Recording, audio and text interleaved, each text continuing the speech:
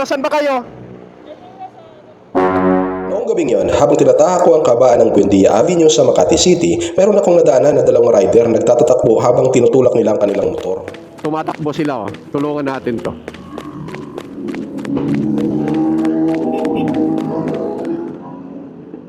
Ayaw mandar? Ayaw mandar? Bakit? Sige na, sakyan nyo. Saan ba kayo? Kalayaan? Sige, ano nyo? Sakyan nyo. Tulak natin. Diyan lang ako sa may step nut. Sige, sakyan mo, sakyan. Doon ka na.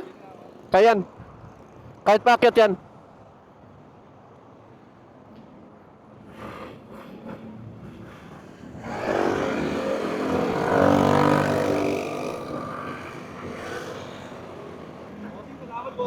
Okay lang. Hirap pa naman to, paakyat. Pahon. Oh, hirapan kayo doon. Ay. Sige, unti-unti ka lang dito. Kaliwa. Bakit kaya? Diyan lang kayo sa may likod ng Shell banda. O, saan tayo dadaan? Baba kayo doon sa ano, diyan sa may ano, tapos mag-u-turn na lang tayo. Di ba may stoplight dyan? Jollibee na lang? Mas malayo yun.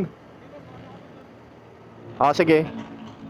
Makati Ave pa daw sila galing nagtulak. Diyan pwede tayo mag-u-turn dyan kung gusto. Alin ba malapit sa inyo? Diretso? Jollibee. Tapos, paano kayo? Katag lang po namin yung tropa namin po. Kaya siya na lang magkwan sa inyo. Stop po na. Langanin. A few minutes later. Dito lang kayo.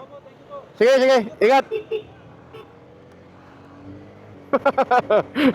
Nadaanin ko lang doon sa may sa may flyover pocket ng flyover side sa Buendia.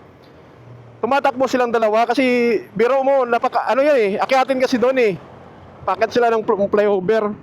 So ginagawa nila, tumatakbo sila parehas, makakuha ng buwelo kasi kapag itutulak mo ng manual 'yon, talagang mahirapan ka dahil Aerox yun malaki. Partida pa nga, mayroon tayong parcel dito na napakalaki dito sa harap ko. Kaya ano nangyayari, kapag tinutulak ko rin sila, tumatabingi din. Iniingatan ko din na hindi malaglag yung parcel ko dito sa harap. Tapos ang sabi nila, doon lang daw dapat sila sa may Shell, doon sa may EDSA.